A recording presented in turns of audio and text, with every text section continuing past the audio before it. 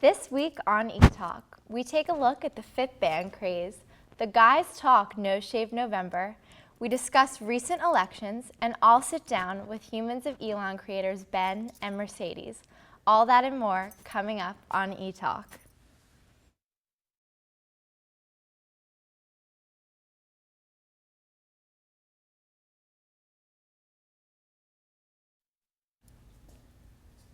Hey everyone, welcome to this week's episode of Etalk. I'm here with my lovely co-hosts Abby and Shannon. Now that Halloween is over, we talked to Elon students to see if they've gotten into the Christmas spirit yet.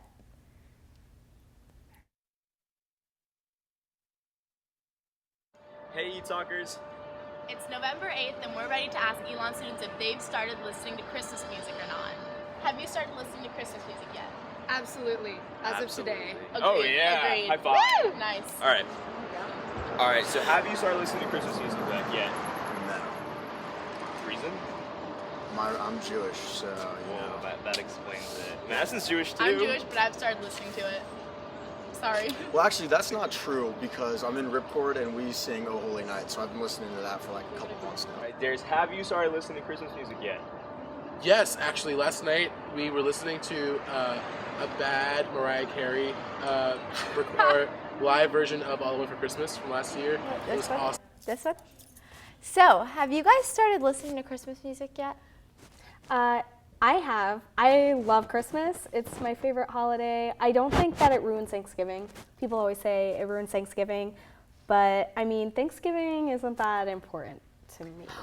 And what do you think, Shannon? I have started listening to Christmas music as well. I listened to it so much in like October that my roommate told me I couldn't listen to it until November. So now that it's November, I'm blasting it all day, every day. Absolutely. Truthfully, I'm guilty of it, and I'm not gonna lie. If I'm working out, maybe going for a run in the middle of the summer, and Justin Bieber's Christmas soundtrack comes on, I'm not gonna turn it off. I'm not, because there's just something about music, sight, sound, smells that just take me back, and Christmas has always been happy memories for me. I don't know about you guys. Have you guys had any terrible things happen at Christmas? I hope not.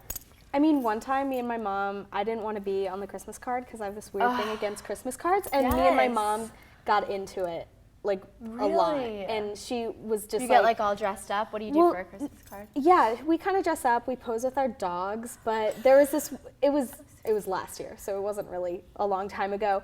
But I was finally like, I'm in college and I don't need you sending pictures of me to your strange friends. Like, it's not like family and friends that I know, it's like her tennis friends and her book club friends. And I'm like, I've never met these people. Like, I will happily update anybody that I know on my life, but I don't need you, I don't know. It was just like a personal thing of mine. And so that was a little not great for Christmas. No, I totally get it with the Christmas cards, to be honest. Like, during the summer when we're at the beach, my mom tries to get Christmas cards, and I'm like, Mom, I don't want to be in a bathing suit sent out to everyone. No one wants to see that. Yeah. But anyway, enough about Christmas because we still have time.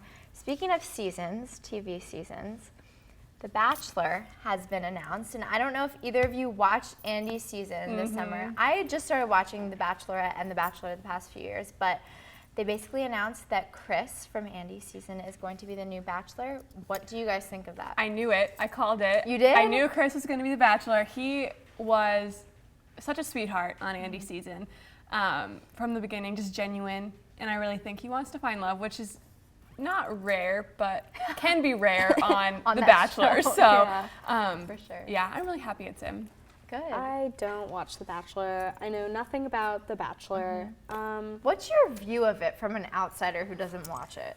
Like, I don't know. I love all reality TV shows that I watch, so I'm not going to judge anybody who watches The Bachelor, but it just seems like overly dramatic. But like, I love the Kardashians, and that's overly dramatic. Yes. So I don't really have too strong of an opinion on it, to be honest. Well, speaking of things that are dramatic and in the media lately, you have something to share today. Yes, I don't know if you guys heard about Alex from Target. I did. But basically, this kid just working at Target for 3 months, a 16-year-old boy. Where is this, by the way? This is in Texas. Okay. just minding his own business, bagging someone's groceries, and this girl finds him attractive, so she snipes a picture and tweets it with like literally just all capital letters, yo, and it goes viral like almost overnight. So like it's retweeted, he gets so many more followers. I think he's at like 500,000 followers now. What? Literally overnight, and like girls are coming in to Target in like one shift, and he's finding out that he's like becoming famous like during his Target shift. Literally. And then Ellen DeGeneres calls him out from Dallas. So like 2 days later, he's on the Ellen show talking about this new fame. Like, what do you guys think? Is this bad or I love crazy? how Ellen does that. Me too. She literally just like goes onto social media crazes and invites like, I remember when she invited that model from the Target Photoshop editing, like she had her arms like like all extended and like her crotch was cut out, and she invited that model on. Yeah. But I just think it's crazy. Like I saw the picture and I was like, oh, that's an attractive male. But nothing extraordinary. Nothing extraordinary. Like no Matthew McConaughey sitting there in Target. That would be a different story. But my question is did that girl have a lot of followers, or did she use a lot of hashtags? How did that No, spread? she used no hashtags. I don't really know about her following, but I guess it just was retweeted so much that everyone saw it. It's crazy. His girlfriend was getting death threats on Twitter. Like this this was insane. So it's just really funny. And I think part of the reason it got so popular is because people think it's funny, and they're like our culture is so like you can be famous for doing nothing now, and like people realized that and said like this is really funny. Well, Let's just speaking of another social media kind of craze, Macaulay Culkin. Home Alone. Home Alone. Yeah. Well, he's not really doing anything either right now, but he was like pronounced dead on Saturday, but he's not dead. He's fully alive. Like I remember I went on the internet and I just like saw somebody posted it on Facebook, and I was like, no way, he's dead. Right. But he was alive. Like I Googled it and they were like, it's a hoax. How can you mess that up? Dead or alive? I mean, that's a huge like how can you do it happens that? all the time though with celebrities. People does. are always saying that they're dead. Yeah. Oh Yeah. my gosh, well, hopefully there's no more death in the media lately. Coming up, we're gonna look into the fit band craze that's taken over. Stay tuned. You sure you don't want some? It's chamomile.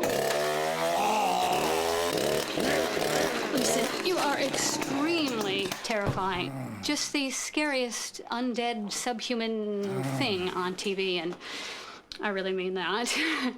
But I am worried that you could give my kids nightmares if they see you, so I'm gonna have to block you.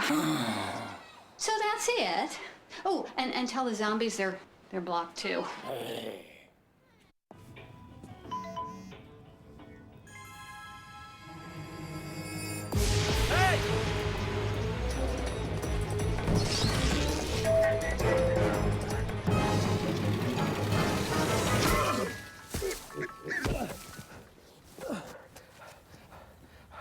So, same time next week?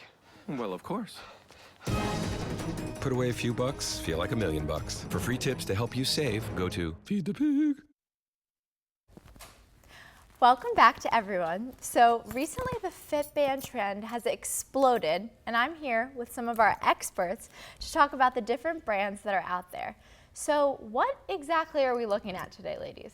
Well, I am a huge fan of the Fitbit. Okay. Yeah, and I like got that this color. for Christmas. No, the best part about this is you can change the bands. What? Like I'll demonstrate. With the Like outfit? it comes with this little thing. You just pop it out and pop it in. So I match it with all my outfits, and that's my favorite part about it. So ideal. And it tracks your steps. You can track your sleep, calories burned when you're like extra active. So it just makes you super self-aware, and that's what I really like about it. That's amazing. Now, how does it test all those things? Is it your pulse? It follows your movement, your steps. Like if I shake my arms, it won't really track it. Yeah, but it's cool. And then when I double tap it, it shows me dots to show me how far I am to my 10,000 step goal, and and I'm constantly refreshing the app because it has Bluetooth technology. Oh, so it's connected to your phone. Yeah. Okay. Yeah. That's amazing. So I love it. Wow, wonderful. And what do you have to share with us today? I have actually the Jawbone Up bracelet. Yeah, and it's actually really cool. It does a lot of things similar, and you get to just place it right into your phone. It goes right in, and then you have an app on your phone. So everything that you do during the day, your sleep pattern, running, it will all record it, and you can just plug it right into your phone, get your app, and you can just keep going with your day. And it's really meant to give you a more healthier lifestyle. And if, for example, one thing I really love about it is when you nap, you know, when you you want to get a power nap, it'll take you about 5 or 10 minutes to fall asleep, and you don't really get that power nap.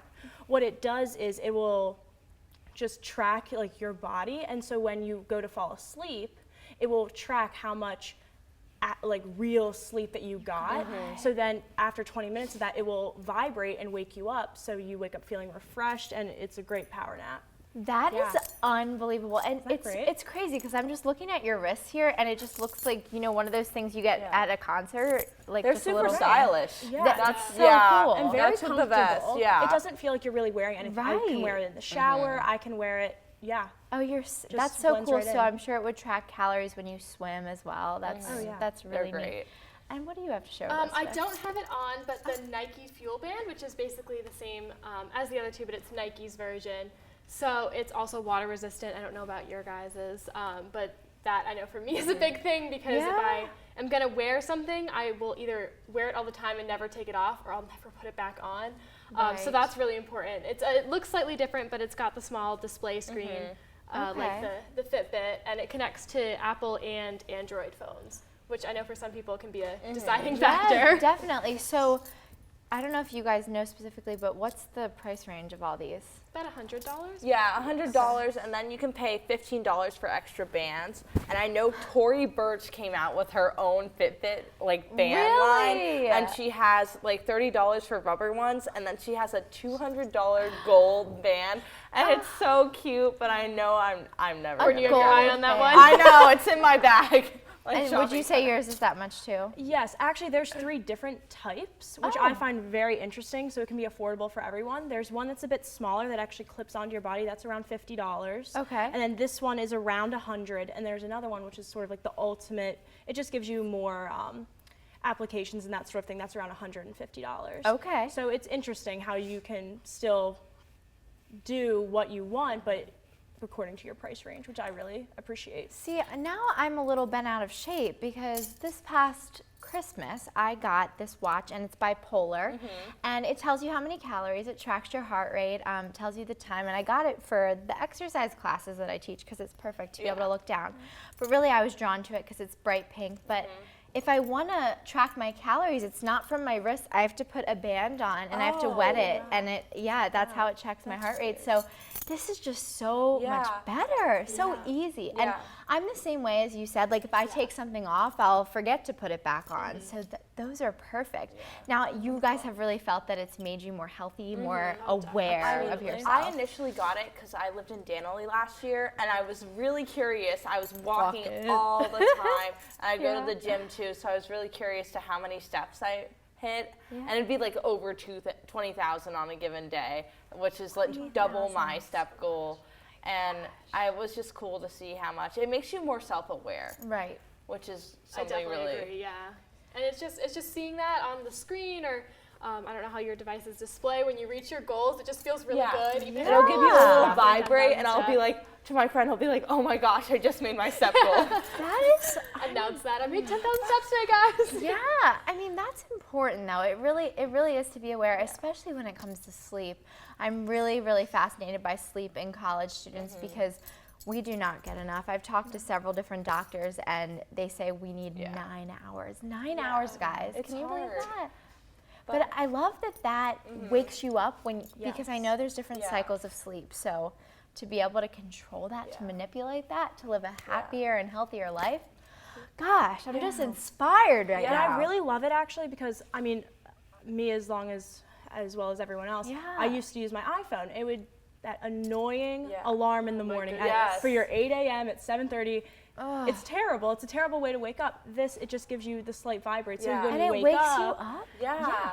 And it just is, so I wake up more peaceful, and I'm not disturbing my roommate, so she doesn't hate me. And it's just great for everyone. A little touch. I love it. Well, thank you guys so much. I appreciate that. Up next, we will sit down to see how Elon is taking on No Shave November. The average text takes your eyes off the road for nearly 5 seconds. Stop the texts. Stop the wrecks. Visit us at stoptextstoprex.org.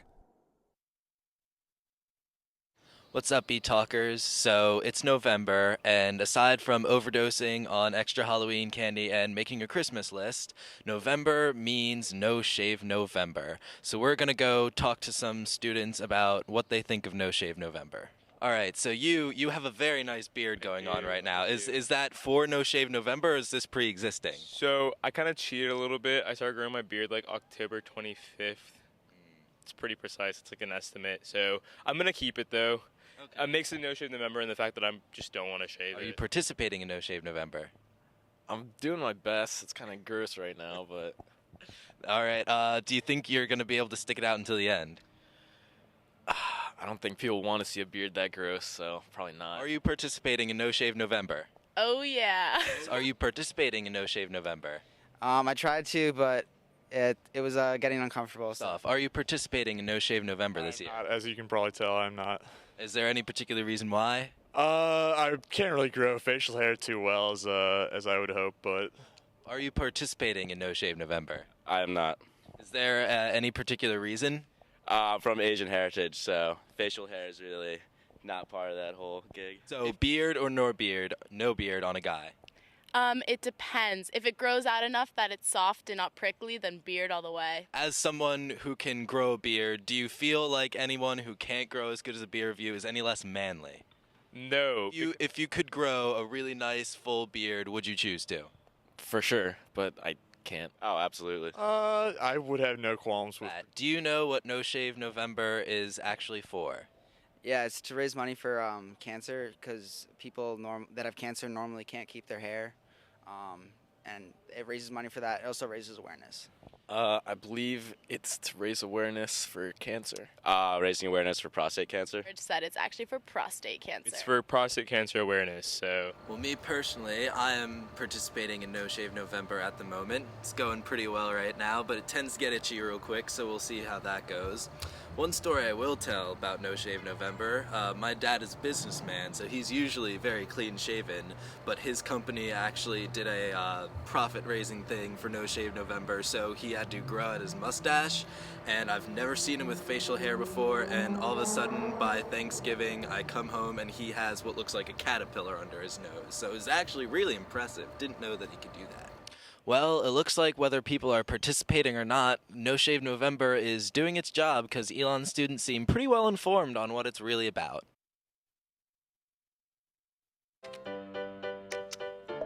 I don't know what's happening. Start a new chat. What did I do? Okay, wow. That is so weird. Hey! Hi! Oh my gosh. Hi! God, I don't even know what to say right now. I'm so nervous. Gia, you're so big. Come closer to the camera. Wait, now you're in my face. That was so good. Hey, Mom. I got the job. You've got the job. Welcome aboard. I've got a job to do today. Have a good first day at work, Mom. Donate to Goodwill. Help provide job training in your community. We're back, and I'm here with political expert Abby to talk about the recent elections. So Abby, tell us a little bit about what's been going on this year. Okay, so I thought we could, discuss pros and cons of the people who have been elected on November 4th, which was just last week. So I'm going to discuss North Carolina State Senator Tom Tillis, who was elected against Kay Hagan. And then saw those commercials on YouTube. So did everybody. Every single video. Yeah. It's ridiculous. And then just some local elections. Our district attorney, Pat Nodalski, Alamance, of course. Mark Walker, who won for U.S. House in District 6, North Carolina District 6. Okay. So Elon is a part of that. And then some of the school board winners for Alamance County, Allison Gant, Mark Payne, and Tony Rose. So good. First, let's discuss Tom Tillis. Yes. So he's a Republican. I'm sure you heard the Republicans swept. They did, indeed. Yeah, everywhere in the country they swept. And, North Carolina is known to be a little more conservative. So he's 53 years old. He was actually the state House Speaker, so not Speaker of the House in U.S. Congress, but North Carolina State House Speaker. He joined the legislature in 2006. He's a businessman, so he has been led to have a more conservative free market ideology. Okay. So he's fiscally conservative. He's also very conservative otherwise. With his views on social issues. Okay. So Such as what? So he's anti-gay marriage. Okay. So I thought we could discuss some of the social issues just because, you know, we're in college and a lot of people do have problems with social issue views, and, you know, like, everybody is entitled to their own opinion. But I thought we could discuss, you know, how you see, like, these the social differences. issues coming to life, really. So Absolutely. anti-gay marriage, I don't think that this will really affect any states in their progression to, you know, allow gay people to be married. In my opinion, and everybody is entitled to their own opinions, I think that gay people should be allowed to be married. Right. But because it's up to the Supreme Courts really to decide, I don't think that one state senator really... It will be a problem. It's going to be a problem, right. He's also pro-life. He'll push for the repeal of Obamacare. He wants strong border control. He wants to loosen up the gun laws. He is really for the Second Amendment. And he's for tax reforms. Like I said before, he's fiscally conservative. Okay, interesting. Yeah, I mean, those are a lot of strong views, and I think that in college, I find that our generation especially is not afraid to share their opinion, which I love, and I completely agree. I think one of the best qualities in someone is the ability to be understanding toward everyone else's views, but yet have your own view. I agree. But I think some of these issues, even though we're not at that stage of life, we're not at the marriage stage of life, or maybe the abortion stage of life, hopefully no one ever has to go through anything like that, but the truth is people, based on their religions, where they come from, they definitely have a wide range of opinion. Have you seen that at Elon, would you say? Oh, yeah. I mean, I'm a political science minor, so even in my classes, everybody has a differing opinion, and you have to respect that. You can't go in with such a strong opinion and be like, everybody else is wrong. You know, everybody, it's an opinion. There's no right or wrong. Absolutely. So, yeah, so I thought we could move on to Pat Nadolski. He won district attorney in Alamance County. He's a Democrat. He's a military veteran, and he's a UNC Charlotte undergrad. And then he went to the University of Mississippi for his law degree. As I'm sure you know, district attorney means that he is basically the public lawyer for the county, essentially. That's a really basic definition. But he was a prosecutor for the old district attorney in Alamance County, and then in 2010, he succeeded that district attorney, and he won by 6 votes. Really? 6 votes he won by, gosh. And so he was reelected again this election season, and he has really 4 main things that he hones in on as district attorney. He wants to keep families in Alamance County safe, so that really means kind of being tough on criminals of major felonies, so rape, murder, and habitual felons. Are those common things to occur here? I mean, Alamance County has a track record that might not be as great, but not impressive. Yeah. Okay. So the last thing I wanted to talk about was the school board elections for Alamance County. I think what a lot of people at Elon don't realize is how much the public school system in Alamance matters to us, because as of now, the public school system is iffy. It's not that great. It's rocky, okay. Yeah. So it really affects us because professors don't want to live in Alamance County because they don't want their kids going to these bad schools. I don't want to say bad, but they're not the greatest schools. That's why you find a lot of our professors live in Greensboro or Chapel Hill, because there's a better education system. That's quite the commute. I mean, yeah, and so some professors will turn down jobs at Elon not because they don't want to work here, but they don't want to live in Alamance County. So I think it's just important for people to realize that about our school system. And the winners this year were Allison Gant, Mark Payne, and Tony Rosen. That is not a partisan race, so they're not affiliated with any parties. Oh, I like that. That's fascinating. And gosh, that is so interesting to realize, because I never even thought about it in that way, because I see the professors and they always have this long commute in every day, but I mean, they have to put their kids first. They have to prioritize, so hopefully we will see some improvements. But thank you so much, Abby. Really appreciate that. Don't go anywhere because next I'll sit down with Humans of Elon creators, Ben and Mercedes. I'm one unlucky guy. The chance of being involved in a robbery is 1 in 757. The chances of being struck by lightning. 1 in 750,000. Please fasten your seatbelts for unexpected turbulence. The chances of being a victim in an airline crash? 1 in 29 million. Hey, could I get some peanuts? The chances of being involved in a car crash are far greater than lightning strikes and plane crashes. And if you are texting while driving, your risk of crash increases 23 times. Now, I may be an unlucky guy, but I don't have to be part of that statistic, and neither do you. Drive responsibly.